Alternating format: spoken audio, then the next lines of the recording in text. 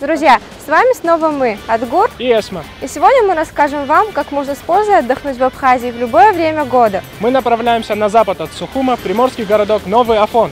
25 минут и мы на месте. Здесь сосредоточено столько интересных памятников культуры, что пешему туристу программа обеспечена на целый день.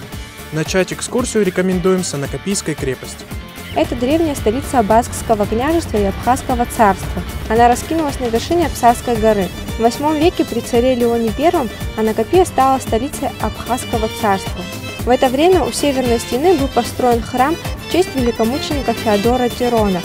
В скале рядом с храмом вот уже несколько веков существует вытесанная из камня цистерна, которая всегда наполнена чистейшей водой. В 2008 году была проведена реставрация Анакапийской крепости, восстановлена сторожевая башня, на которой устроена смотровая площадка. Ради этого стоило подняться сюда. А под нами в недрах горы находится знаменитая Новоафонская пещера. Общая протяженность маршрута внутри пещеры около 2 километров. В разгар курортного сезона с мая по октябрь пещера открыта для посетителей ежедневно, а с конца октября в отдельные дни. Далее идем в ущелье реки Псырцха. В переводе с абхазского Псырцха означает «пихтовый родник». Здесь находится одно из часто посещаемых паломниками и туристами мест Нового Афона. Это грот святого великомученика апостола Симона Канонита. Здесь лучше всего помолчать. По пути можно встретить несколько христианских святынь. Это источник со святой водой, омовение в котором, как гласит предание, излечивает от всех недугов. Небольшой гранитный валун с отпечатком стопы апостола, горные пороги, под которыми Симон Канонит принял мученическую смерть. На пути из ущелья перед нами предстает искусственный водопад.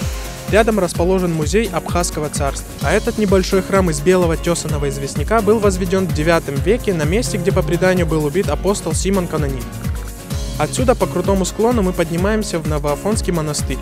Его история началась в 1874 году, когда царское правительство выделило монахам русского Пантелеймоновского монастыря из греческого Афона территорию нынешнего Нового Афона и большую денежную субсидию. Монастырь было решено построить на месте кончины апостола Симона Канонита. Это действующий монастырь. Туристов сюда впускают только до 5 вечера. Обратите внимание на особые правила посещения.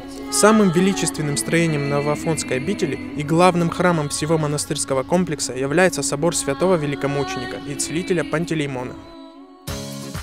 Заметно уставшие под конец дня, мы спускаемся в живописный парк. Его тоже разбили монахи, а вода в этих прудах проточная и чистая.